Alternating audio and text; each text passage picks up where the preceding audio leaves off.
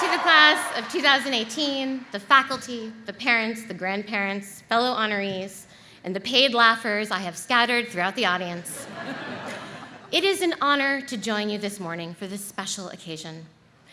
It is also an honor to speak to you today from behind this gigantic tree stump, like some sort of female Lorax with an advanced degree. That's right, you guys. I'm hitting Dr. Seuss hard and early in this speech. Because Dartmouth grads have a privilege unique among all the Ivy League. We will be forced to be mini experts on Dr. Seuss for our entire lives. On my deathbed, I'll be saying, did you know that his real name was Theodore Geisel? Did you know that he was the editor of the Dartmouth Jack-o'-lantern? And yes, while no US presidents have gone to Dartmouth, we can at least lay claim for the wonderful Dr. Seuss. Another notable alumnus is Salmon P. Chase, the man on the $10,000 bill. A symbolically powerful piece of paper that's largely useless in the real world.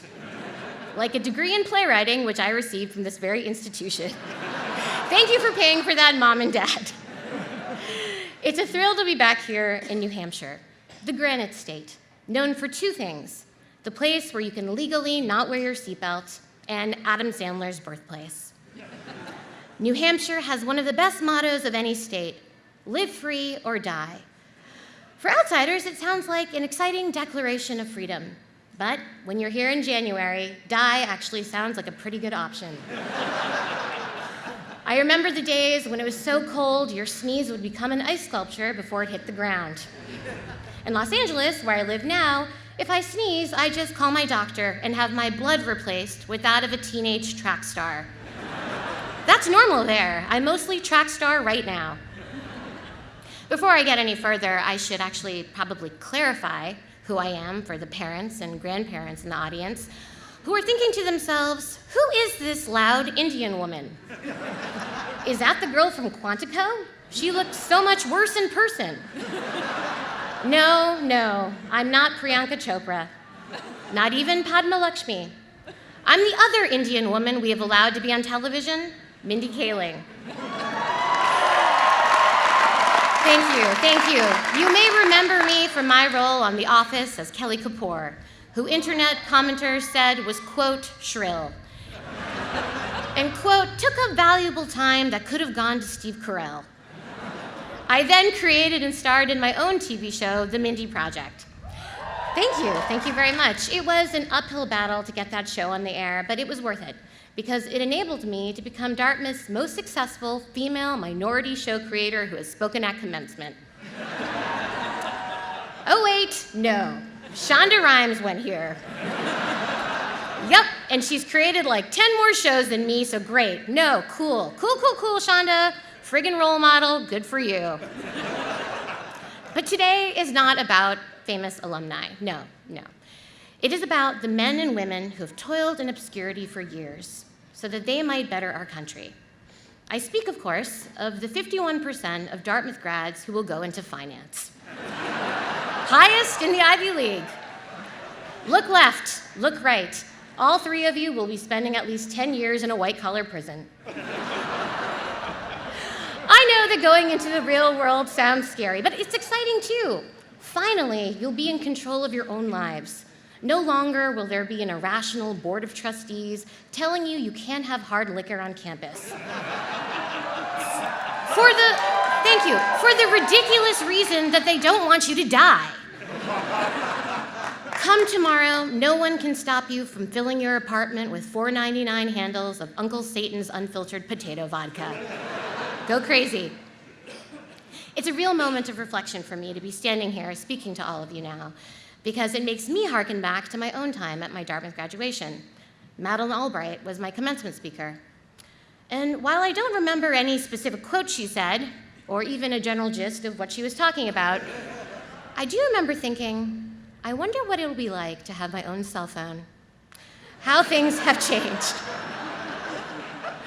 For all I know, at this very moment, most of you are posting this speech on your Instagram stories with a GIF of Winnie the Pooh twerking. If you are, please at least use my official hashtag, MindyGoesBigGreen2018. Thank you. I bet none of you remember a time before the internet. Hell, you probably don't even remember a time before the Facebook page, Dartmouth memes for cold AF teens.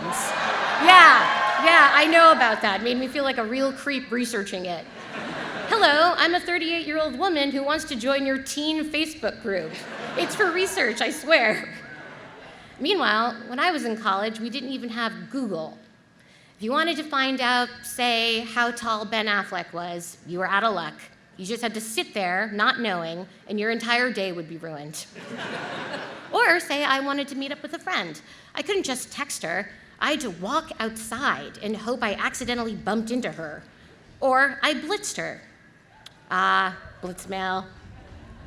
You know that feeling you have when you tell your friends that you blitz and they don't get it and you roll your eyes all smug, like, oh, it's a Dartmouth thing? That ends today. You try to say blitz 100 yards east of White River Junction and you will get laughed back to your one-room triple in the Choates. Fun fact, in 2001, the year I graduated, a pink eye epidemic broke out amongst my classmates because we were all using public blitzmail iMac terminals and not washing our hands. Those are just kind of the sexy stories indicative of my time at Dartmouth. You have so many cool new things here now. Like, look at the new logo, the D-Pine. It's beautiful. It reminds me of what college-age Mindy thought a marijuana leaf might look like, but I was too scared to actually find out. And this new house system, it sounds really cool. It's so Hogwartsy. You know, you sort it into your little Gryffindors and Ravenclaws, except they're called South House, West House, Schoolhouse. Okay, come on guys, Schoolhouse, really? We're just saying what we see? That's the laziest name I've ever heard in my life. And I've spent over a decade working on shows called The Office and The Mindy Project. Still, I remember sitting where you're sitting. I was so full of questions like, when is this thing going to end? And how many friends can I invite to dinner and still have mom and dad pay? And most importantly, why didn't I wear any clothes underneath my gown? Now we're reaching the part of the speech where I'm supposed to tell you something uplifting, like follow your dreams. In general, advice isn't actually an effective way to change your life. If all it took to make your life great was hearing amazing advice, then everyone who watched TED Talks would be a millionaire. So don't trust any one story of how to become successful. As Madeleine Albright said at my commencement, see, I don't remember anything, and I did just fine. So here is some practical advice that you may or may not remember at the end of the speech because, hey, that's the gig. 1, first off, remove proficient at Word from your resume. That is ridiculous. You're really scraping the bottom of the barrel of competency there. This is how you become proficient at Word. You open Word on your computer. 2, most of your post-college life is simply filling out forms. Car insurance, health insurance, W-2s, W-4s, 1099s. Guess what? None of us know what any of those forms mean, but you will fill out 100 of them before you die. 3, you never need more than one pancake.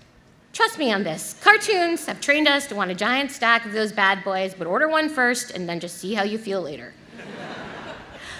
This one is just for guys. When you go on dates, act as if every woman you're talking to is a reporter for an online publication that you are scared of. One shouldn't need the threat of public exposure and scorn to treat women well, but if that's what it's gonna take, fine. Date like everyone's watching, because we are. 5, and this might be the most important, buy a toilet plunger. Trust me on this, don't wait until you need a plunger to buy a plunger. Commencement is a time of transition for parents, too. That empty nest you were enjoying these past 4 years, gone as soon as the speech is over. I hope you like full-time lodgers who don't pay rent, don't do laundry, eat all the food in your fridge, and binge Family Guy on your sofa for weeks. That is your life now. Although some of your graduates will be making more money than you. 51% to be exact. And to the parents of those investment bankers, consultants, and hedge fund analysts, congratulations. Your kids will be fabulously wealthy, but still somehow sharing your cell phone plan because it, quote, saves everybody money. Okay, Now, let's get real. Let me rip off the Band-Aid for all of you, the 18s. Next year, the next year of your life is going to be bad. You have been in the comfortable, fleece-lined womb of Mother Dartmouth for 4 years now, and you're going to go out in the cold, hard world. Out there in the real world, there will be a target on your back. People will want to confirm their expectations of Ivy League graduates, that you're a jerk, that you're spoiled, that you use the word summer as a verb. Those stereotypes exist for a reason. I mean, come on, the guy from the $10,000 bill went to this school. You're graduating into a world where it seems like everything is falling apart. Trust in institutions are at a record low. The truth doesn't seem to matter anymore. And for all I know, the president just tweeted us into a war with Wakanda, a country that doesn't exist. So, class of 2018, you are entering a world that we have toppled like a Jenga tower, and we are relying on you to rebuild it. But how can you do that with the knowledge that things are so unstable out there? I'll tell you my secret, the one thing that has kept me going through the years, my superpower: delusion. This is something I may share with our president, a fact that is both horrifying and interesting.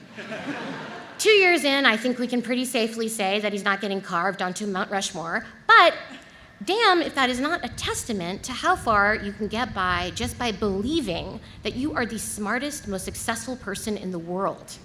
Okay? My point is, you have to have insane confidence in yourself, even if it's not real. You need to be your own cheerleader now, because there isn't a room full of people waiting with pom-poms to tell you, you did it. We've been waiting all this time for you to succeed. So I'm giving you permission to root for yourself. And while you're at it, root for those around you too. It took me a long time to realize that success isn't a zero-sum game, which leads me to the next part of my remarks. I thought I might take a second to speak to the ladies in the audience. Guys, take a break. You don't have to pay attention during this part. Maybe spend the next 30 seconds thinking about all the extra money you'll make in your life for doing the same job as a woman. Pretty sweet.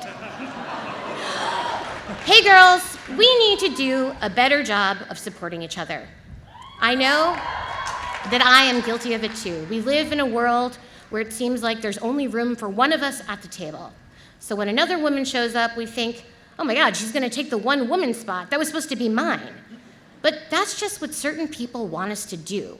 Wouldn't it be better if we worked together to dismantle a system that makes us feel like there's limited room for us? Because when women work together, we can accomplish anything, even stealing the world's most expensive diamond necklace from the Met Gala, like in Ocean's 8, a movie starring me, which opens in theaters June 8th. And to that end, women, don't be ashamed to toot your own horn like I just did. Okay, guys, you can listen again. You didn't miss much. Just remember to see Ocean's 8, now playing in theaters nationwide. Ocean's 8, every con has its pros. And now I wanted to share a little bit about me, Mindy Kaling, the Dartmouth student. When I came to Hanover in the fall of 1997, I was, as many of you were, driven, bright, ambitious, and really, really into the black-eyed peas. I arrived here as a 17-year-old, took the lay of the land, and immediately began making a checklist of everything I wanted to accomplish. I told myself that by the time I graduated in 2001, I would have checked them all off. And here is my freshman fall checklist. Be on Hanover crew, be on lodge crew, be in an a cappella group, be in an improv troupe, write a play that's performed at the Bentley, and do a cartoon for the D, and try to be in a cool senior society. And guess what? I completed that checklist. But before you think, wait, why is this woman just bragging about her accomplishments from 17 years ago? Keep listening. Then I graduated, and I made a new checklist for my 20s.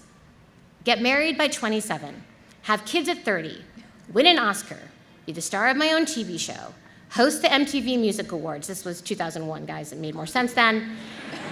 And do it all while being a size 2. Well, spoiler alert, I've only done one of those things, and I'm not sure I will ever do the others. And that is a really scary feeling, knowing how far that I've strayed from the person that I was hoping to be when I was 21. I will tell you a personal story. After my daughter was born in December, I remember bringing her home and being in my house with her for the first time and thinking, According to movies and TV, this is traditionally the time when my mother and spouse are supposed to be here sharing this experience with me. And I looked around, and I had neither. And for a moment, it was kind of scary, like, can I do this by myself? But then, that feeling went away, because the reality is, I'm not doing it by myself. I'm surrounded by family and friends who love and support me. And the joy I feel from being with my daughter, Catherine, eclipses anything from any crazy checklist. So I just want to tell you guys, don't be scared if you don't do things in the right order, or if you don't do some things at all. I didn't think I'd have a child before I got married, but hey, it turned out that way, and I wouldn't change a thing. I didn't think I'd have dessert before breakfast today, but hey, it turned out that way, and I wouldn't change a thing. So if I could impart any advice, it's this. If you have a checklist, good for you. Structured ambition can sometimes be motivating, but also feel free to let it go. Yes, my culminating advice for my speech is a song from the Disney animated movie Frozen. I've covered a lot of ground today. Not all of it was serious, but I wanted to leave you with this. I was not someone who should have the life I have now, and yet I do. I was sitting in the chair you are literally sitting in right now, and I just whispered, why not me? And I kept whispering it for 17 years. And here I am, someone that this school deemed worthy enough to speak to you at your commencement. Don't let anyone tell you that you can't do something, but especially not yourself. Go conquer the world. Just remember this, why not you? You made it this far. Thank you very much, and congratulations to the class of 2018.